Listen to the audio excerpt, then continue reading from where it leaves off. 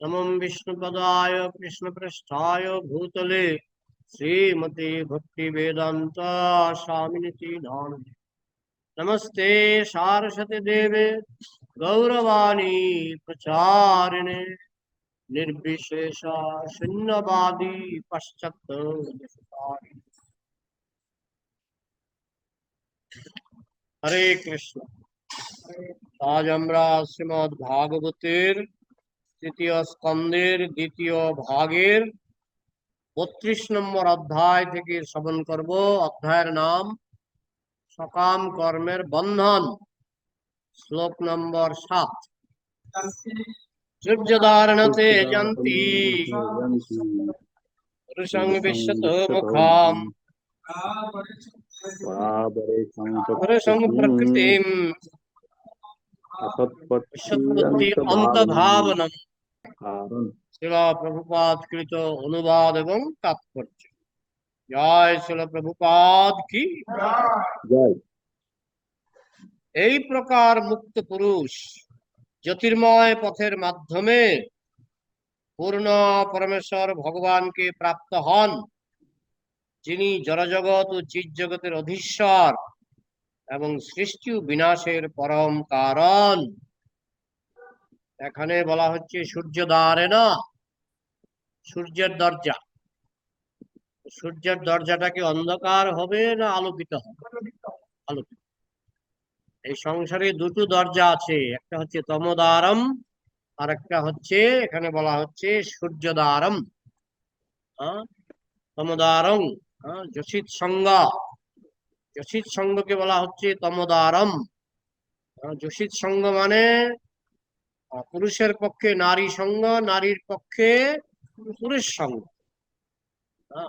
একমাত্র বিবাহিত স্বামী স্ত্রী সন্তান লাভের জন্য তারা সঙ্গ করতে পারেন। এছাড়া যত সঙ্গ, পুরুষের পক্ষে নারী সঙ্গ, নারীর পক্ষে পুরুষ সঙ্গ। তমোদ্বারং যোশিতাম সঙ্গী সঙ্গাম। শাস্ত্রে বলা হয়েছে এটা হচ্ছে তমোদ্বার। তমোদ্বার মানে অন্ধকারের দরজা, অন্ধকারের দরজা। আর এখানে বলা হচ্ছে সূর্যদ্বারম, সূর্যের দরজা মানে আলোর দরজা, জ্যোতির্ময় দরজা। তমসমা জ্যোতির্গময়, মৃত্যুর মা অমৃতঙ্গময়। তুমি অন্ধকারে থেকো না, আলোকে যাও। অন্ধকারে থেকো না, আলোকে যাও। তমসমা, অন্ধকারে থেকো না, জ্যোতির্গময়, আলোতে যাও। জ্যোতির মধ্যে গমন করা। তমসমা জ্যোতির্গময় মৃত্যুর মা অমৃতঙ্গময়। তুমি মৃত্যুর মধ্যে থেকো না, তুমি অমৃতের জগতে চলে যাও, গোলকে চলে যাও। এই মৃত্যুর জগতে তুমি থাকবে না। তাহলে এখানে বলা হচ্ছে যারা শুদ্ধ জীবাত্মা তারা সূর্যদ্বারেন, তারা সূর্যের দরজা দিয়ে মানে জ্যোতির্ময় দরজা দিয়ে তারা ভগবানের ধামে চলে যায়। সূর্যের পথে প্রথমে সূর্যে যাবে, সূর্য থেকে গোলকে চলে যাবে। এটা হলো জ্যোতির্ময় পথ। আর একটা অন্ধকারের পথ আছে। ভগবদ গীতার বিভিন্ন শ্লোকে বলা হয়েছে কে কখন মারা গেলে অন্ধকার পথে যাবে, কে কখন মারা গেলে জ্যোতির্ময় পথে যাবে। বলা হচ্ছে কেউ যদি মেঘের মধ্যে মেঘাচ্ছন্ন দিনে, সাধারণত বর্ষাকালে মেঘাচ্ছন্ন দিনে কেউ যদি মারা যায় তাহলে তার নিম্নগতি হয়। কেউ যদি কৃষ্ণ পক্ষে মারা যায় তার নিম্নগতি হয়। কেউ যদি শুক্ল পক্ষে মারা যায় তাহলে তার ঊর্ধ্বগতি হয়। এগুলি ভগবদ গীতার আমার যতটুকু মনে পড়ছে খুব সম্ভবত 15 অধ্যায়ে। এদিক সেদিক হতে পারে, আপনারা দেখে নেবেন। বলা আছে কখন মারা গেলে আলোর পথে যাবে, কখন মারা গেলে অন্ধকারের পথে যাবে। অনেক সময় বলি না লোকটা অমুক তারিখে মারা গেছে, হ্যাঁ খুব ভালো মৃত্যু হয়েছে, ভালো তারিখে ভালো তিথিতে, ভালো লগ্নে তার মৃত্যু হয়েছে, তার ঊর্ধ্বগতি হবে। আবার যখন খারাপ লগ্নে তার মৃত্যু হয়, খারাপ সময়ে তার মৃত্যু হয়, তার নিম্নগতি হয়। এটা হচ্ছে জেনারেল নিয়ম, সাধারণ নিয়ম। কিন্তু এই নিয়মটা আবার বৈষ্ণবদের জন্য প্রযোজ্য নয়। বৈষ্ণবরা যদি খারাপ জায়গায় মারা যায় তারা গোলকে যাবে, গোলকে যাবে। বৈষ্ণবরা যদি, মানে শুদ্ধ বৈষ্ণব, শুদ্ধ বৈষ্ণব যদি খারাপ লগ্নে খারাপ মুহূর্তে মারা যায়, তার ঊর্ধ্বগতি হবে, সে গোলকে যাবে। এই জন্য শুদ্ধ ভক্তকে এইসব নিয়ে চিন্তা করতে হবে না। হ্যাঁ, যেমন আমাদের শ্রীমৎ ভক্তি সিদ্ধান্ত সরস্বতী ঠাকুর, তিনি কোথায় দেহত্যাগ করেছিলেন? কোথায়? কলকাতায়। কলকাতায়। আবার শ্রীমৎ ভক্তি সিদ্ধান্ত সরস্বতী ঠাকুর বলেছেন, কলকাতাটা হচ্ছে পাপের জায়গা, কলির জায়গা। কলিকাতা, কলির জায়গা। আর এটাও ঠিক, কলকাতা যে কলির জায়গা এটা সবাই জানে। কলির জায়গা না এটা, কলির জায়গা। তাহলে কলির জায়গায় দেহত্যাগ করলেন শ্রীমৎ ভক্তি সিদ্ধান্ত সরস্বতী ঠাকুর, পাপের জায়গা। তাহলে তিনি কোথায় যাবেন? গোলকে। এই জন্য শুদ্ধ ভক্তের তাতে কিছু যায় আসে না। শুদ্ধ ভক্ত যদি আমেরিকাতেও দেহত্যাগ করেন, যাবেন গোলকে।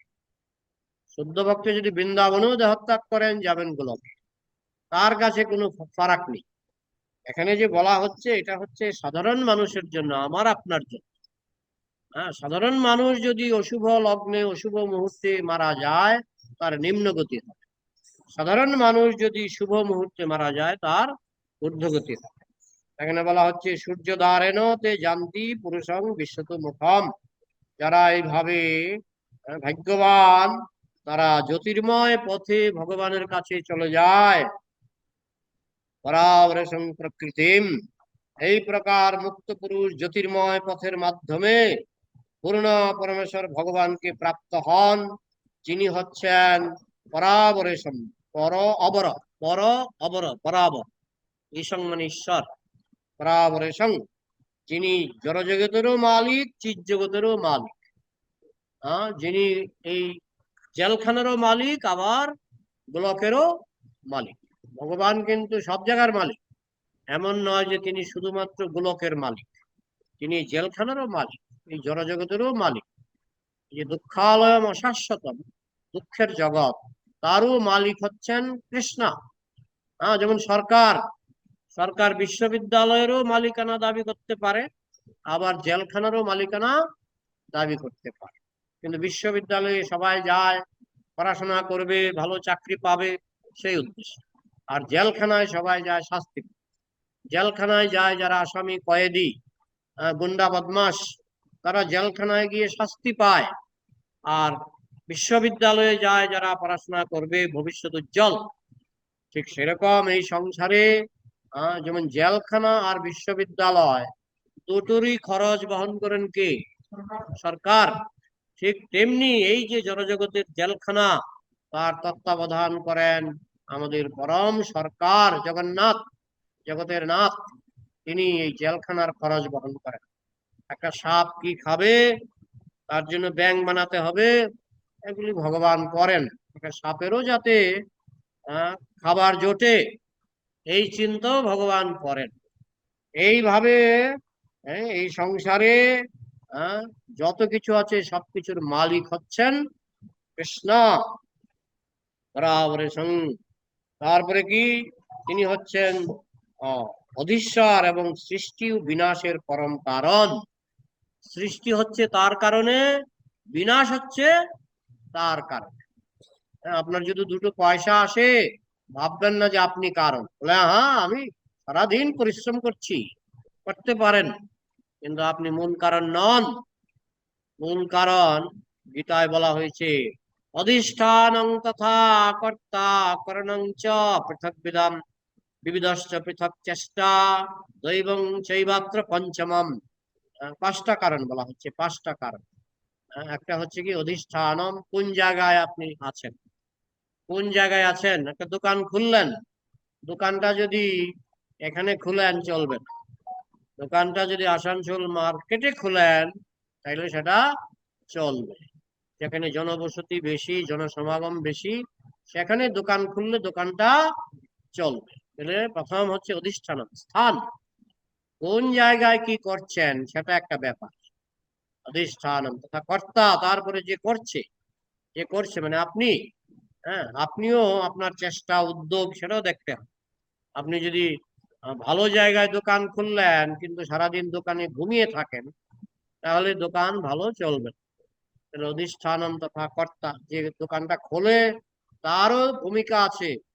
অধিষ্ঠানম তথা কর্তা করণম, আপনার যে ইন্দ্রিয়গুলি সেগুলো একটা কারণ।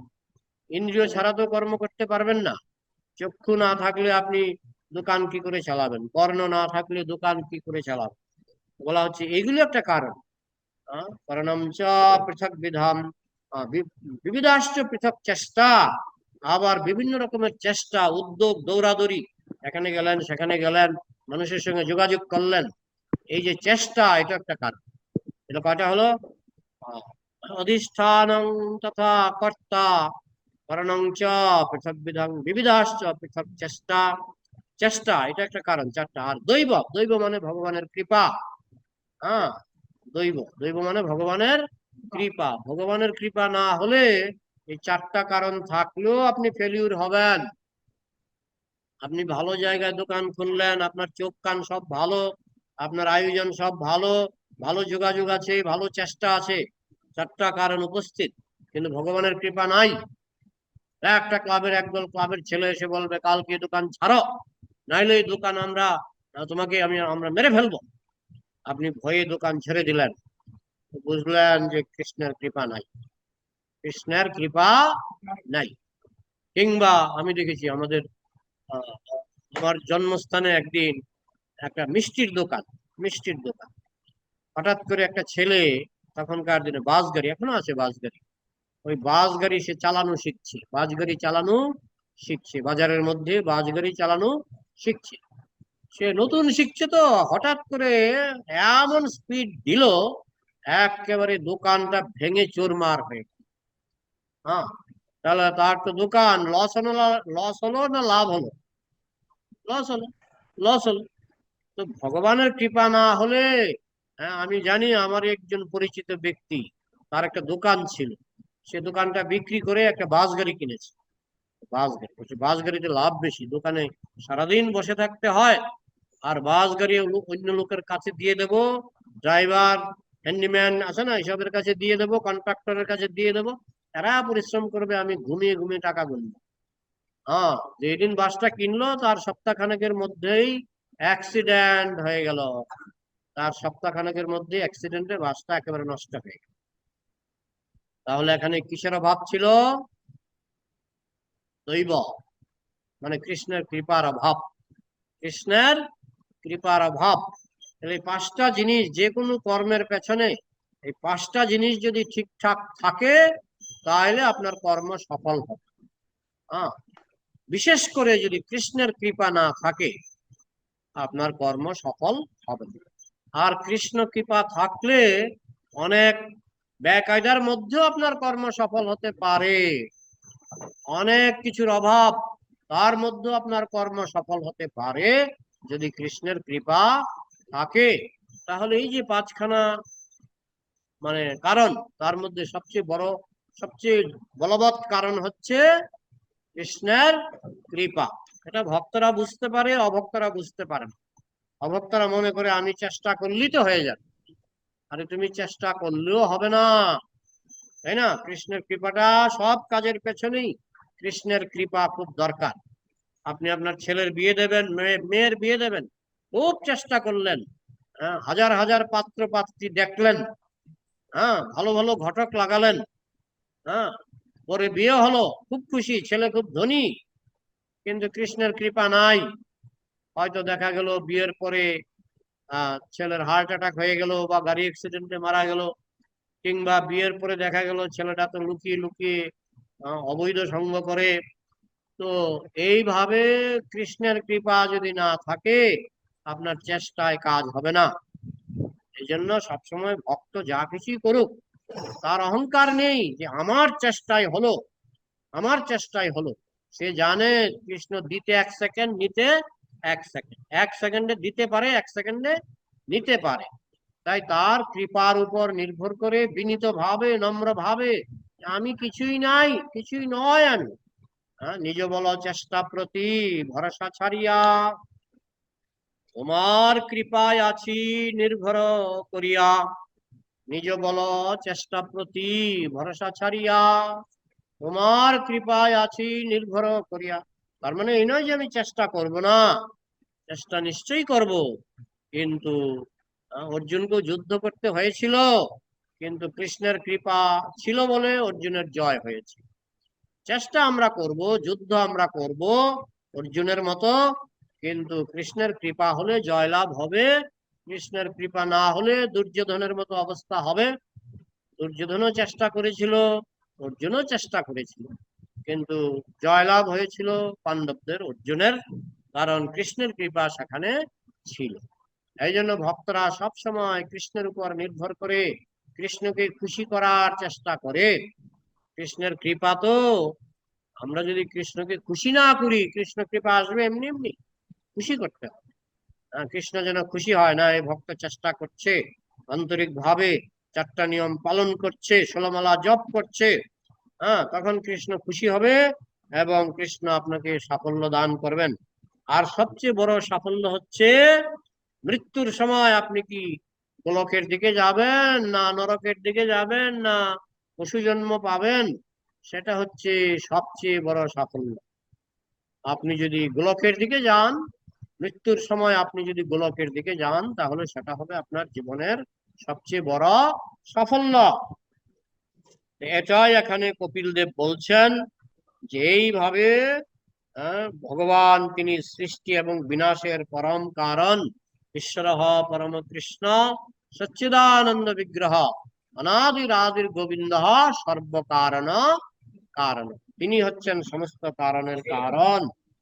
সূর্যধারেণ শব্দটির অর্থ হচ্ছে জ্যোতির্ময় মার্গের দ্বারা অথবা সূর্যলোকের মাধ্যমে। জ্যোতির্ময় মার্গ হচ্ছে কৃষ্ণ ভক্তি। বেদে উপদেশ দেওয়া হয়েছে অসতো মা জ্যোতির্গময়, অন্ধকারে থেকো না, অসতে থেকো না, সতে যাও। তমসো মা জ্যোতির্গময়, তমস মানে অন্ধকার, অন্ধকারে থেকো না, জ্যোতিতে যাও, আলোতে যাও। সূর্যলোকের মাধ্যমে যাওয়ার এখানে নির্দেশ দেওয়া হয়েছে যে জ্যোতির্ময় পথে বিচরণ করার ফলে যারা প্রকৃতির গুণের কলুষ থেকে মুক্ত হওয়া যায়। এই জীবনেও দুটো পথ আছে, একটা অন্ধকারের পথ আর একটা জ্যোতির্ময় পথ। আপনি যখন শাস্ত্র মেনে চলবেন, আপনি জ্যোতির্ময় পথে হাঁটছেন। আপনি যখন কৃষ্ণের বাণী মেনে চলবেন, আপনি জ্যোতির্ময় পথে হাঁটছেন। আপনি যখন পাপের পথে চলবেন, সেটা হচ্ছে অন্ধকারের পথ, সেটা হচ্ছে অন্ধকারের পথ। সেই পথে পূর্ণ পুরুষোত্তম ভগবান যেখানে বাস করেন, সেই লোকে প্রবেশ করা যায় যখন আপনি জ্যোতির্ময় পথে হাঁটবেন। হাঁটতে হাঁটতে হাঁটতে হাঁটতে আপনি চলে যাবেন গোলক বৃন্দাবনে। হে ভবসাগর হবে বালুচর, হাটিয়া হইব পার। হে ভবসাগর হবে বালুচর, হাটিয়া হইব পার। যদি জ্যোতির্ময় পথে হাঁটেন, তাহলে এই ভবসাগর আপনার কাছে মনে হবে সাগর হয়ে গেছে বালুচর। বালুর উপর দিয়ে হাঁটা যায়, সাগরের উপর দিয়ে হাঁটা যায় না। হাটিয়া হইব পার, আপনি পায়ে হেঁটে গোলকে চলে যাবেন। পুরুষং বিশ্বত মুখম শব্দগুলির অর্থ হচ্ছে পরমেশ্বর ভগবান সর্বতোভাবে পূর্ণ। পরমেশ্বর ভগবান ব্যতীত অন্য সমস্ত কিছু অত্যন্ত ক্ষুদ্র। আমরা অত্যন্ত ক্ষুদ্র, অনুরণীয়ান মহত মহিয়ান। ভগবান হচ্ছেন মহৎ, আমরা হচ্ছি অনু, ক্ষুদ্র। পরম ভগবান সর্বতোভাবে পূর্ণ, আমরা সকলেই ক্ষুদ্র। যদিও আমাদের গণনায় তারা বৃহৎ বলে মনে হতে পারে, আমরা মনে করতে পারি তারা বৃহৎ। যেমন প্রশান্ত মহাসাগর বৃহৎ না ক্ষুদ্র? আমাদের গণনায় বৃহৎ, কিন্তু ভগবানের চোখে বলা হচ্ছে কারণ সমুদ্রের কাছে কিংবা গর্ভোদক সমুদ্রের তুলনায় এই প্রশান্ত মহাসাগর হচ্ছে একটা কুয়াশার বিন্দু। কারণ সমুদ্রের সামনে প্রশান্ত মহাসাগর হচ্ছে একটা কুয়াশার বিন্দু। আমাদের কাছে একজন ভিআইপি, প্রধানমন্ত্রী, রাষ্ট্রপতি বৃহৎ না ক্ষুদ্র? বৃহৎ। কিন্তু কৃষ্ণের কাছে এরা এক একটা বিন্দু। ব্রহ্মা পর্যন্ত হিমশিম খেয়ে গেছে কৃষ্ণের কাছে। ব্রহ্মা পর্যন্ত তার একটা অহংকার ছিল যে আমার 4 মাথা। হ্যাঁ, আমি কম কিসে, আমি হচ্ছে ব্রহ্মাণ্ডের নিয়ন্তা। একবার তিনি কৃষ্ণের সঙ্গে দেখা করতে এসেছিলেন দ্বারকায়। নারদ মুনি বলছেন দ্বারকায় ভগবান অবতীর্ণ হয়েছেন, এই ব্রহ্মা, আপনি যান এবং দেখা করুন। তো ব্রহ্মা গেলেন দ্বারকায়, কৃষ্ণ তখন সুধর্ম অফিসে বসে আছেন। তো ব্রহ্মা গিয়ে দেখেন দ্বার রক্ষী দরজায় বসে আছে। হ্যাঁ, তো ব্রহ্মা বলছেন, হ্যাঁ, হ্যাঁ, ব্রহ্মা প্রথমে দ্বার রক্ষীকে বললেন, কৃষ্ণকে গিয়ে বলো যে ব্রহ্মা এসেছে আপনার সঙ্গে দেখা করতে। মানে ভাবতে এরকম, আমি একজন ভিআইপি, আমি একজন ভিআইপি। হ্যাঁ, তারপর কৃষ্ণ তা ইচ্ছা হলো, দর্পহারী ভগবান, দর্পহারী ভগবান দর্প অহংকার রাখেন না, কারো অহংকার রাখেন না। তিনি দারোয়ানকে বললেন, গিয়ে জিজ্ঞেস করে তো কোন ব্রহ্মা। দারোয়ান এসে জিজ্ঞেস করছে, কৃষ্ণ জানতে চেয়েছেন আপনি কোন ব্রহ্মা। তার মানে এই নয় যে কৃষ্ণ জানেন না, কৃষ্ণ সর্বজ্ঞ, সব জানেন, সব জানেন, কিন্তু তার অহংকার চূর্ণ করার জন্য প্রশ্ন ছুড়ে দিলেন, জিজ্ঞেস করো কোন ব্রহ্মা। তখন দারোয়ান যখন এই প্রশ্ন করলেন, ব্রহ্মা একটা আঘাত করলেন, আরে কি বলেনি, আমার মতো ভিআইপি, সমস্ত ব্রহ্মাণ্ডে আমার পরিচয়, আমাকে জিজ্ঞেস করছে কিনা আমি কোন ব্রহ্মা। গিয়ে বলো চার মাথা ব্রহ্মা, চার মাথা ব্রহ্মা। আর আর কোনো পরিচয় আছে? আবার দারোয়ান আসলেন, কি আপনার আর কোনো পরিচয় আছে? গিয়ে বলো চতুর্কুমারের পিতা, সনক সনন্দন সনাতন সনত কুমার, এই চারজন আমার পুত্র। তখন কৃষ্ণ বলল, ও চিনতে পেরেছি। এইভাবে প্রথম অহংকারটা চূর্ণ করল। তারপরে যখন ঘরে ঢুকলেন, তখন কৃষ্ণ অনন্ত কোটি ব্রহ্মাণ্ডের ব্রহ্মাকে ডাক দিলেন।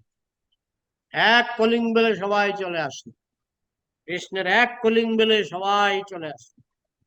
কারো মাথা 10 মাথা, কারো মাথা 50 মাথা, কারো মাথা 100 মাথা, কারো মাথা 1000 মাথা।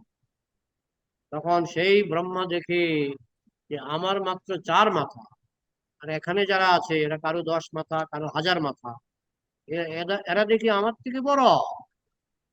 তখন চৈতন্য চরিতামৃতে লেখা আছে, তখন ব্রহ্মা ভাবলেন, আমি তো একটা এদের কাছে একটা খরগোশ না, আমি তো এদের কাছে একটা খরগোশ না। এই জন্য আমাদের চোখে যেটা বড়, ভগবানের চোখে সেটা ছোট, ভগবানের চোখে সেটা ছোট। এই জন্য আমাদের সেটা জানতে হবে, আমরা ছোট, আমরা বড় নই। পরমেশ্বর ভগবান তিনি পূর্ণ, আমরা অপূর্ণ, ক্ষুদ্র। যদিও আমাদের গণনায় অনেককে বৃহৎ মনে হতে পারে, হ্যাঁ, এই জন্য অনেকে বলে বৈজ্ঞানিকরা বৃহৎ, তারা মাইক আবিষ্কার করেছে, তারা এরোপ্লেন আবিষ্কার করেছে, হ্যাঁ, তারা বৃহৎ, কিন্তু ভগবানের চোখে তারা ক্ষুদ্র।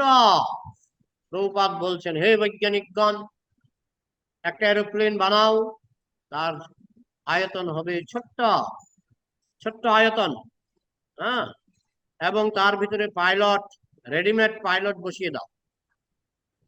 এটা বৈজ্ঞানিকরা পারে না। ছোট্ট এরোপ্লেন, ছোট্ট একটা ধানের সাইজ, একটা ধানের সাইজের এরোপ্লেন বৈজ্ঞানিকরা আজ অব্দি পারেনি। প্রভুপাদ বলছেন, কিন্তু কৃষ্ণ বানিয়েছে, কৃষ্ণ বানিয়েছে একটা এরোপ্লেন, তার সাইজ ধানের থেকেও ছোট। মশা, মশা হচ্ছে একটা এরোপ্লেন, তার ভিতরে পাইলটও কৃষ্ণ ঢুকিয়ে দিয়েছে। আত্মাটা হচ্ছে পাইলট, আত্মাটা হচ্ছে পাইলট। তাহলে কৃষ্ণ একটা ছোট এরোপ্লেন বানিয়েছে যার নাম মশা, আবার তার ভিতরে দিয়েছে পাইলট। বৈজ্ঞানিকরা পারবে? পারবে? পারবে না। এই হচ্ছে ভগবানের মহিমা। তাই আমরা যতই বৈজ্ঞানিকদের গুণগান করি না কেন, ভগবানের মহিমার কাছে তারা অত্যন্ত ক্ষুদ্র। বলে আমরা এরোপ্লেন বানিয়েছি, ঠিক আছে, খাবার বানাও, খাবার, ধান চাল, জমি দাও, আর জমি বানাও, জমি বানাও, বীজ দাও আর বীজ বানাও। না, এইগুলি আমাদের, আমরা পারি না। আমরা ধান বানাতে পারি না, গম বানাতে পারি না। তো না খেলে তো তুমি মরে যাবে, তুমি এরোপ্লেন আবিষ্কার করবে কি করে? তুমি যদি না খেয়ে থাকো, তুমি তো মরে যাবে। আর মরে গেলে তুমি এরোপ্লেন বানাবে কি করে, কম্পিউটার বানাবে কি করে, মাইক বানাবে কি করে, মোবাইল বানাবে কি করে? চাবি তো খাওয়া, না খেলে তুমি পারবে মোবাইল বানাতে? পারবে। খাবারটা কে বানায়? ভগবান। ভগবান খাবার দিচ্ছে, কত রকমের খাবার। তাই খেতে খেতে সবসময় চিন্তা করতে হয় যে ভগবান কত দয়াময়, তিনি কত বিচিত্র রকমের আম জাম কাঁঠাল কত কিছু সৃষ্টি করেছেন আমাদের জন্য। তো বৈজ্ঞানিকরাও তার কাছে তুচ্ছ। এই জন্য অনেক সময় অনেকে বৈষ্ণবদের ভুল বুঝে, কারণ বৈষ্ণবরা অনেক সময় বড় বড় বৈজ্ঞানিককে বলে, প্রভুপাদ বলতেন রাস্কেল, গন্ডমূর্খ। কাকে বলতেন? বড় বড় বৈজ্ঞানিক, নোবেল পুরস্কার পাওয়া বৈজ্ঞানিক। একজন বৈজ্ঞানিক নোবেল পুরস্কার পেয়েছিলেন, তার থিওরির নাম ছিল চান্স থিওরি। চান্স থিওরি বলছে সবকিছু সৃষ্টি হয়েছে বাই চান্স, নোবেল পুরস্কার পেয়েছে। প্রভুপাদকে একজন গিয়ে বলছে, প্রভুপাদ এই বৈজ্ঞানিকটা নোবেল পুরস্কার পেয়েছে। প্রভুপাদ বলছে কি লিখে নোবেল পুরস্কার পেয়েছে? বলছে ওনার থিওরির নাম হচ্ছে বা চান্স থিওরি। সবকিছুই সৃষ্টি হয়েছে বাই চান্স। পৃথিবী সৃষ্টি হয়েছে বাই চান্স, সূর্য সৃষ্টি হয়েছে বাই চান্স, চন্দ্র সৃষ্টি হয়েছে বাই চান্স। এই হচ্ছে তার থিওরি। এই থিওরি লিখে তিনি নোবেল পুরস্কার পেয়েছেন। প্রভুপাদ বললেন, তাকে গিয়ে বলো তিনি নোবেল পুরস্কারটা পেয়েছেন বাই চান্স। তাকে গিয়ে বলো যে তিনি নোবেল পুরস্কার পেয়েছেন বাই চান্স। নোবেল পুরস্কার পাওয়ার যোগ্যতা তার নেই, তিনি বাই চান্স পেয়ে গেছেন। বাই চান্স মানে চান্সে পেয়ে গেছেন, আর নোবেল পুরস্কার পাওয়ার যোগ্যতা নেই। যাই হোক, বড় বড় ভক্তরা তারা এই জগতের যারা ভিআইপি তাদেরকে পকেটে ঢুকিয়ে ফেলে। এই জগতের যারা বড় বড় নাম করা ব্যক্তি, হ্যাঁ, বড় বড় বৈষ্ণবরা, শুদ্ধ বৈষ্ণবরা তাদেরকে পকেটে ঢুকিয়ে ফেলে, কারণ তারা জানেন কৃষ্ণ কত বড়। তাই এই জগতের ভিআইপি তাদের কাছে কিছুই না, তুচ্ছ, অতি তুচ্ছ। সেই জগন্নাথ দেবের কাহিনী, একজন ভিআইপি গেছিলেন পুরীতে। পুরীতে গেছিলেন একজন ভিআইপি, ভাবছেন আমি কত বড় ভিআইপি এবং ধনী, কোটিপতি। তখন বলছেন যে জগন্নাথকে আমি একটা ভোগ লাগাতে চাই।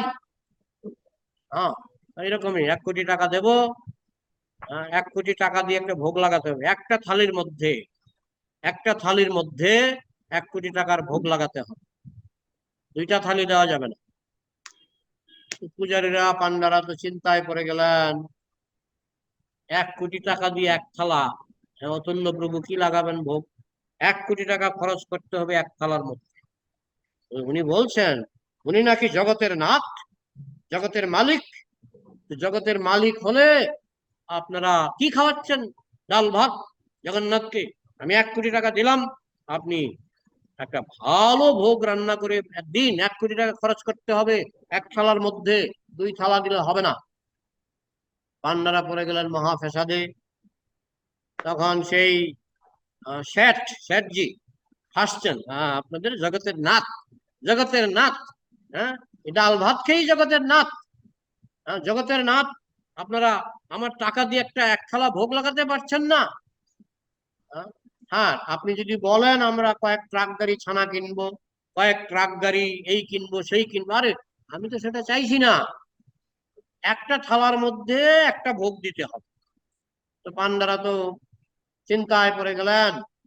তখন তারা জগন্নাথের চরণে গিয়ে কান্নাকাটি শুরু করলেন যে উনি তো বলছে আপনি জগতের নাথ নন, আপনি সাধারণ মানুষ, কারণ আপনি ডাল ভাত খেয়ে থাকেন। হ্যাঁ, তখন জগন্নাথ বললেন ওই শেঠজিকে বলো আমাকে একটা পান খাওয়াতে। পান? তখনকার দিনে 5 পয়সা হলে পান পাওয়া যায়? পান? উনি তো আরো হাসবে, আরে বলো না।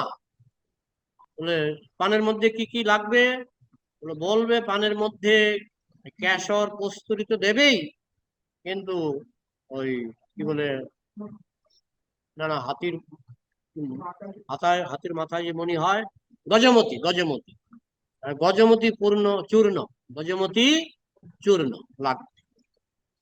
তো সে খোঁজ খবর করে অনেক চেষ্টা করে কস্তুরী তো পেয়ে গেল। কস্তুরী জানেন তো কি? হরিণের নাভি, খুব সুগন্ধ। হরিণের নাভি পেয়ে গেল এবং চেষ্টা করে কাশ্মীর থেকে নিয়ে আসলো কেশর। কেশর মানে জাফরান, কাশ্মীর থেকে নিয়ে আসলো। তো এখানে তার কিছু টাকা খরচ হলো। তারপরে কি লাগবে? গজমতি। গজমতি হাতির মাথায় একটা মতি হয়, মুক্তা। তা হরিণের নাভিতে যেমন হয় কস্তুরী, আর হাতির মাথায় হয় গজমতি। সব হাতির মধ্যে হয় না, সব হরিণে কস্তুরী হয় না, সব হরিণে কস্তুরী হয় না।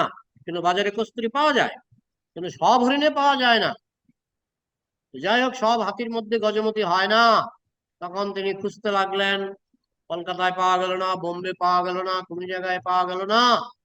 তারপরে একজন বললেন, আপনি এক কাজ করুন, আফ্রিকাতে অনেক হাতি আছে, আপনি জাহাজে করে আফ্রিকাতে যান, সেখানে আপনি, সেখানে লক্ষ লক্ষ হাতি আছে, আপনি একটার পর একটা চেক করুন। তখন তিনি হিসাব করে দেখলেন, আমি যদি এখন জাহাজে করে আফ্রিকাতে যাই আর কয়েক হাজার লোক লাগাই, এই হাতিগুলিকে ধরুন, ধরে ধরে চেক করুন কোন হাতির মাথায় গজমতি আছে, আমার এই টাকায় হবে না, আমার এই টাকায় সেটা হবে না। ভাগ্যক্রমে অনেক সময় গজমতি পাওয়া যায়, সেটা বাজারে বিক্রি হয়, কিন্তু যখন আপনার দরকার তখন কিন্তু এটা অত সহজ নয়। হ্যাঁ, তখন আপনাকে আফ্রিকাতে গিয়ে লক্ষ লক্ষ হাতি খুঁজে আপনাকে দেখতে হবে, সেটা তো সহজ নয়। এই জন্য উনি এসে পান্ডাদের কাছে বললেন, আমি বুঝে গেছি তোমাদের জগন্নাথ ঠিকই জগতের নাথ। হ্যাঁ, বলছে উনি গোলকে এরকম পান ডেলি খান, গজমতি চূর্ণ দেওয়া পান উনি গোলকে ডেলি খান। আর এই জড়জগতে তিনি ডাল ভাত খেয়ে আছেন, কারণ আমরা তো গজমতি চূর্ণ দেওয়ার ক্ষমতা আমাদের নাই, আমাদের তো ক্ষমতা নাই। তাই উনি দয়া করে আমাদের ডাল ভাত খাচ্ছেন। হ্যাঁ, তার মানে এই নয় যে তিনি ডাল ভাত খেয়ে জগন্নাথ, না, তিনি দয়া করে ডাল ভাত খাচ্ছেন। হ্যাঁ, তিনি বিদুরের ঘরে তো কলার বাকলও খেয়ে ফেলেছিলেন, সেটা তার দয়া। যাই হোক, এইভাবে আমাদের বুঝতে হবে সব ব্যাপারেই ভগবান হচ্ছেন অসীম, আমরা হচ্ছে অত্যন্ত ক্ষুদ্র, আমাদের অহংকার করার কিছুই নেই। আহ, যদিও আমাদের গণনায় অনেককে বৃহৎ বলে মনে হতে পারে, কিন্তু সকলেই অণুর মতো, পরমাণুর মতো ভগবানের কাছে। এই জগতের যত বড় ভিআইপি হোক না কেন, ভগবানের কাছে অনুসদৃশ, ব্রহ্মা হোক আর যেই। এবং তাই বেদে পরমেশ্বর ভগবানকে নিত্য নিত্যানাম চেতনশ্চেতনানাম एको বহুনাম যে বিদুধাতি কামান, তিনি হচ্ছেন নিত্যের মধ্যে পরম নিত্য, চেতনের মধ্যে পরম চেতন। তিনি সংখ্যায় একজন, কিন্তু তিনি অনন্ত কোটি জীবের ভরণ পোষণ করেন। প্রকৃতপক্ষে ভগবানের শক্তির দ্বারা জড় জগৎ প্রকাশিত হয়। যারা প্রকৃতি ও ভগবানের শক্তি, দুটো শক্তি, একটা উৎকৃষ্টা শক্তি, একটা নিকৃষ্টা শক্তি। জড়জগৎ হচ্ছে ভগবানের নিকৃষ্টা শক্তি, আর গোলক ধাম হচ্ছে ভগবানের উৎকৃষ্টা শক্তি। প্রকৃতি ও ভগবানের শক্তি, কিন্তু যেমন পিতা এবং মাতার মিলনের ফলে সন্তানের জন্ম হয়, মাতা হচ্ছে প্রকৃতি, পিতা, পিতা এবং মাতার মিলনে সন্তানের জন্ম হয়, ঠিক তেমনি আদি পিতা হচ্ছেন কৃষ্ণ, আদি মাতা হচ্ছেন রাধারানী। পরবর্তীকালে জড়জগতে পিতা হচ্ছেন শম্ভু শিব, মাতা হচ্ছেন দুর্গা। হ্যাঁ, এই যে মহাবিষ্ণু তিনি কিন্তু শিব, তাকে বলা হয় সদাশিব, মহাবিষ্ণু। তার দৃষ্টিতে তিনি দৃষ্টি নিক্ষেপ করেন দুর্গার প্রতি, তার দৃষ্টিতে দুর্গা থেকেই জড়জগতের উৎপত্তি হয়। তাহলে এই সংসারে যেমন পিতা মাতার মিলনে সন্তানের উৎপত্তি হয়, ঠিক তেমনি ভগবান এবং তার যে প্রকৃতি, তার যে শক্তি, এই দুয়ের মিলন থেকে জড়জগতের সৃষ্টি হয়। একই জিনিস চলছে, তেমনি যারা প্রকৃতি এবং পরমেশ্বর ভগবানের ইক্ষণের সংযোগেই হচ্ছে এই জড়জগতের সৃষ্টির কারণ। তাই নিমিত্ত কারণ জড় পদার্থ নয়, পরমেশ্বর ভগবান স্বয়ং। তাই জড় পদার্থ থেকে জগতের সৃষ্টি হয়নি, যেটা বৈজ্ঞানিকরা দাবি করেন। তারা বলে একটা বিগ ব্যাং, একটা চাঙ্ক ছিল, জড়পিণ্ড ছিল, সেটার মধ্যে বিস্ফোরণ হয়ে এই জড়জগতের সৃষ্টি হয়েছে। এটা ঠিক নয়, জড়জগতের সৃষ্টি হয়েছে ভগবান থেকে, ভগবান থেকে। ঠিক যেমন পিতামাতার সম্মিলনে সন্তান উৎপন্ন হয়, ঠিক তেমনি ভগবান যখন প্রকৃতির দিকে দৃষ্টি নিক্ষেপ করেন, সেই দৃষ্টি নিক্ষেপের মাধ্যমে তিনি দুর্গার গর্ভে গর্ভ সঞ্চার করেন। তার থেকেই সমস্ত গ্রহ নক্ষত্র, তার থেকেই সমস্ত জীব সৃষ্টি হয়েছে। এই ভগবানই হচ্ছেন আদি স্রষ্টা। এখানে রাখছি, কারো যদি কিছু প্রশ্ন থাকে আলোচনা করা যায়। আরো কিছু প্রশ্ন আছে? চৈতন্য প্রভু কোন প্রশ্ন আছে? দিব্যেন্দু প্রশ্ন আছে? জিৎ প্রভু, অনলাইনে কারো প্রশ্ন আছে? হরে কৃষ্ণ প্রভু, প্রণাম, ধন্যবাদ। ধন্যবাদ। রূপেশ্বর বলো। রূপেশ্বর, রূপেশ্বর বলছি। বলো। বলছি প্রভু, এই আমাদের জন্ম এখনই আপনি বললেন যে দুর্গা দেবীর কাছ থেকে হয়, মানে এই জড় দুর্গা জগৎ। দেবীর কাছ থেকে, হ্যাঁ, জড়জগতে দেহটা, রক্ত হ্যাঁ। মাংসের দেহটা দুর্গা দেবীর মাধ্যমে হয়। আর প্রভু, এই আলোচনার বাইরে একটা প্রশ্ন আছে, করবো কি? হ্যাঁ বলুন। বলছিলাম যে এই লক্ষ্মী দেবী, মানে হ্যাঁ মহাপ্রভুর যে প্রথম স্ত্রী লক্ষ্মী প্রিয়া দেবী, উনি হ্যাঁ মহাপ্রভুর বিরহে দেহ ত্যাগ করেছিলেন। তো হ্যাঁ। উনার দেহ কি মানে কোনো জায়গাতে করা হয়েছে, সমাধি সমাধি কিংবা এরকম কিছু করা হয়েছিল কি? লক্ষ্মীপ্রিয়ার সমাধি তো আজ অব্দি আমি পাইনি। লক্ষ্মীপ্রিয়ার আহ সমাধি আজ অব্দি আমি পাইনি। মানে আমি বলতে চাইছি যে যেমন মহাপ্রভু চিন্ময় শরীর, লক্ষ্মী প্রিয়া দেবী অথবা বিষ্ণু প্রিয়া দেবী অথবা এটাই হওয়া আহ স্বাভাবিক, কারণ লক্ষ্মীপ্রিয়া যদি লক্ষ্মী দেবী হয়, তাহলে উম, তার দেহ পাওয়া যাবে না। তার দেহ পাওয়া যাবে মানে দেহ ত্যাগ না। হয় না, তাই তো? সশরীরে চলে হ্যাঁ যায়। কি? মানে চিন্ময় যেহেতু শরীর, দেহ ত্যাগ হয় না তারা আগে। তারা সরাসরি ভগবত ধামে চলে যায়। আচ্ছা প্রভু, ধন্যবাদ প্রভু, হরি বল, হরে হরে কৃষ্ণ। কৃষ্ণ। আর কারো কিছু প্রশ্ন আছে কি? হ্যাঁ হরে প্রভু, আমার কৃষ্ণ। একটা প্রশ্ন। বলো। বলো উত্তম প্রভু, বলো। হ্যাঁ বলছি, আমার একটা প্রশ্ন আছে যে হ্যাঁ এই যে ভগবান ভগবান বলে, তো হ্যাঁ। ভগবানের নাম কৃষ্ণ কেন, কৃষ্ণ কেন বলে, কৃষ্ণ কেন হয়েছে, কৃষ্ণ কি হিসাবে কৃষ্ণ, হলো নামটা? হ্যাঁ, কৃষ্ণ কথাটার নামটা কি? মানে হচ্ছে সর্ব আকর্ষক। কৃষ্ণ কথাটার মানে হচ্ছে সর্ব আকর্ষক। আকর্ষক। তিনি জগতের সবাইকে আকর্ষণ করেন। তিনি কংসকে আকর্ষণ করেন, তিনি রাবণকে আকর্ষণ করেন, তিনি যশোদাকে আকর্ষণ করেন, তিনি নন্দ মহারাজকে আকর্ষণ করেন, তিনি আপনাকে আকর্ষণ করেন, তিনি আমাকে আকর্ষণ করেন। এই জন্য তার নাম হচ্ছে কৃষ্ণ। তিনি জগতের আচ্ছা। সকলকে আকর্ষণ করেন। হুম, বোঝা গেল? আচ্ছা ঠিক আছে। হ্যাঁ হ্যাঁ একদম। হরে কৃষ্ণ প্রভু। হরে কৃষ্ণ। হরে কৃষ্ণ প্রভু। হরে কৃষ্ণ। ঈশান প্রভু হ্যাঁ বলুন, ঈশান উপাধ্যায়। হ্যাঁ, বলছিলাম যে আপনি যেমন বললেন যে আমাদের জড় জগতের মাতা পিতা হচ্ছে শিব আর মাতা পার্বতী। তো মানে মা দুর্গা যাকে বললেন, মা দুর্গা হ্যাঁ রাধা রানীরই অংশ তো? হ্যাঁ, তারা অংশ বিস্তার। অংশ বিস্তার মানে তারা এই শুধু মৃত্যু লোকেরই মানে মাতা পিতা। দায়িত্বে আছে, মৃত্যু লোকের দায়িত্বে আছে। মৃত্যু লোকের দায়িত্বে আছে, মানে আরো যে 14খানা লোক আছে সেগুলোর দায়িত্ব অন্য কেউ আছে তার? সেগুলো 14খানা লোক তো মৃত্যু লোক। এটা আপনি গুলিয়ে ফেলছেন কেন? 14খানা লোক হচ্ছে মৃত্যু লোক। আচ্ছা, 14খানা লোকই মৃত্যু লোক। হ্যাঁ, তো তার মধ্যে তো স্বর্গটাও পড়ছে তো? স্বর্গটা তো মৃত্যু লোক। আপনি গুলিয়ে ফেলছেন কেন?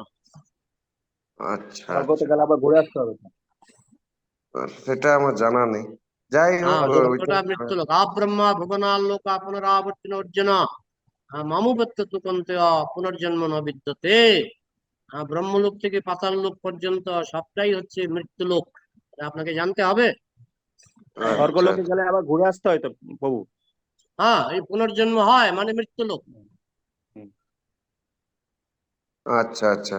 না, নর্মাল মানুষের একটা মানে কামনা থাকে যে আমি পুণ্য করলে স্বর্গ চলে যাব নিশ্চিন্ত, এটা একটা। স্বর্গে গিয়ে মরবো, ক্ষীণে পুণ্যে হুম। মর্তলোকম বিশন্তি। পুণ্য ফুরিয়ে যাবে, আবার মৃত্যু হবে। আচ্ছা আচ্ছা আচ্ছা।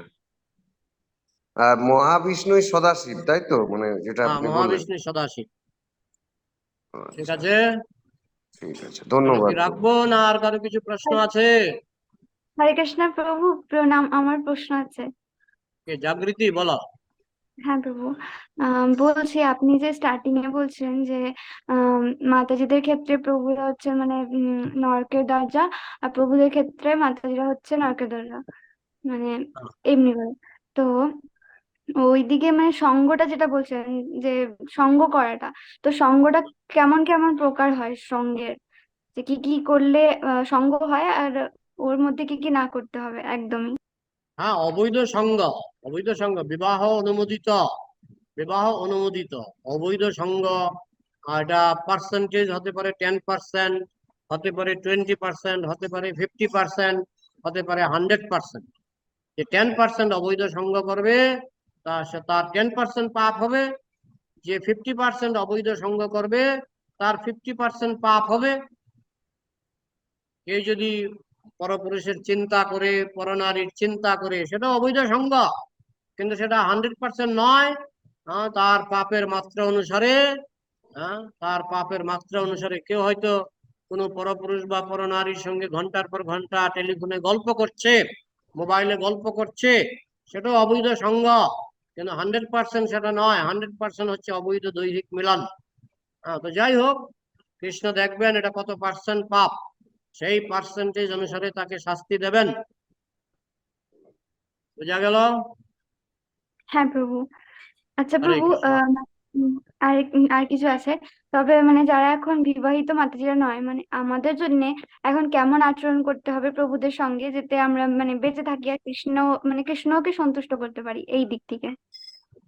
প্রশ্নটা বুঝতে পারলাম না। মানে যারা অবিবাহিত মাতাজিরা, তারা মানে এখন বাকি প্রভুদের সঙ্গে কেমন আচরণ রাখবে যেটাতে কৃষ্ণ সন্তুষ্ট হয়। বলা হচ্ছে যাবদর্থ প্রয়োজনম। হ্যাঁ, আমার যত কমের মধ্যে, যত কম সময়ের মধ্যে তাদেরকে যতটুকু কথা না বললেই নয়, ততটুকু হলেই হবে, আর বেশি নয়। আচ্ছা প্রভু, আরেকটা প্রশ্ন আছে। হ্যাঁ, আহ আপনি ক্লাসে বলছিলেন যে কৃষ্ণ মানে কোনো, যেমন বাসের এক্সাম্পল দিলেন যে ও নিজের দোকান ছেড়ে বাস কিনলো, তারপর বাসের কিছুদিনে অ্যাক্সিডেন্ট হয়ে গেছে। হুম, তো এটা মানে তার পক্ষে ক্ষতি, কিন্তু কৃষ্ণ তো খুব দয়াময়, কৃষ্ণ তো সব দিক থেকে কৃপা করেন।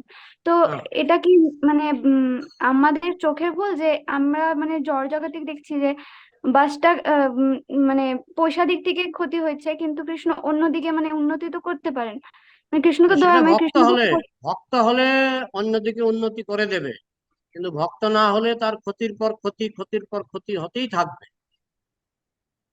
আর ভক্ত হলে আচ্ছা, ক্ষতিটাও তার উন্নতির কারণ হবে। মানে কৃষ্ণ মানে ক্ষতি করেন, মানে এইটা আমার প্রশ্ন ছিল। কর্ম খারাপ করলে ক্ষতি করবে না? আমাদের যদি পূর্বজন্মের কর্ম খারাপ থাকে, ক্ষতি হবে না? গয়াসুর আচ্ছা, গয়াসুর ক্ষতি গয়াসুর ক্ষতি করেছিল তো তাকে মেরেছিল কৃষ্ণ। যারা অন্যায় করবে, পাপ করবে, তাদের ক্ষতি তো হবেই। হতে পারে এই জন্মের পাপ, হতে পারে পূর্ব জন্মের পাপ। তবে ভক্ত হলে ভগবান অনেক কমিয়ে দেন বা কর্ম খণ্ডন করে দেন। মানে প্রভু কৃষ্ণ মানে ভক্তদেরকে রক্ষা করেন। হ্যাঁ, ভক্তকে রক্ষা করে, অভক্তকে কর্ম অনুসারে ফল দেয়। আচ্ছা, বুঝলাম। ঠিক আছে, ধন্যবাদ প্রভু, হরে কৃষ্ণ। হরে কৃষ্ণ। তাহলে আর আছে কি প্রশ্ন? হরে কৃষ্ণ প্রভু। হরে কৃষ্ণ। বলছি যে প্রভু, আমার একটা প্রশ্ন ছিল, আমি একটা মানে স্বপ্ন কি কখনো সত্যি হয়? হ্যাঁ, স্বপ্ন কি কখনো সত্যি হয়? স্বপ্ন সত্যি হতেও পারে, নাও হতে পারে। হুম। মানে আমি দেখেছিলাম এটা গত বছর রথযাত্রার কিছুদিন পরে, যে মানে আমার একটা মানে বৈষ্ণব অপরাধ হয়ে গিয়েছিল। তো আহ সেই বৈষ্ণব অপরাধের জন্য এক বৈষ্ণব আমাকে একটা মানে অভিশাপ দিয়েছিলেন। তো হ্যাঁ, সেই অভিশাপের জন্য মানে সারা জীবন যতদিন বাঁচবো, সেই অভিশাপটা দিয়েছিল যে যতদিন মানে আমি বাঁচবো ততদিন আর কি আমার মানে হ্যাঁ, দুঃখ কষ্ট থাকবে, তারপরে যতই আমি মানুষের উপকার করি সবাই আমাকে খারাপই বলবে, হুম, এইরকম বিষয়টা হয়েছিল। তো তখন আমি প্রভুর কাছে খুব কান্না করছিলাম, তো প্রভু আমাকে আরেকজন প্রভু বললেন যে কান্না করার পরে আমি বললাম যে এটা কি, এই পাপের কি কোনো খণ্ডন নেই? তখন আরেকজন প্রভু বললেন যে হ্যাঁ, তুমি পরজন্মে ভালো বৈষ্ণবী হয়ে জন্মাবে, উত্তম ভক্ত হয়ে জন্মাবে, এটা বলেছিল। এটা কি সত্যি না? আমি তো বললাম, একবারই বললাম যে স্বপ্ন কখনো সত্যি হবে, কখনো সত্যি হবে না। মানে এটা ঘটছে, আমার সাথে ঘটছে এই জিনিসটা। আর সে ঘটুক, যেটাই। কিন্তু স্বপ্ন সবসময় সত্য হয় না। ঠিক আছে। হ্যাঁ, হ্যাঁ, হরে আচ্ছা, কৃষ্ণ। আর কারো কিছু প্রশ্ন আছে? আমাকে প্রশ্ন করলে টাইম পাস করবেন না, তাড়াতাড়ি একটার পর একজনের পর একজন, একজনের পর একজন, না হলে সময় নষ্ট হয়। তো তাড়াতাড়ি প্রশ্ন করুন, না হলে আমি এখানে বিদায় নেব। তাহলে সবাই নীরব। নীরব মানে আর প্রশ্ন নেই। তাহলে রাখছি। জয় গ্রন্থরাজ শ্রীমদ্ ভাগবতম কি, সমবেত জয় বৈষ্ণব ভক্তবৃন্দ কি, জয় জয় গৌর প্রমাণ।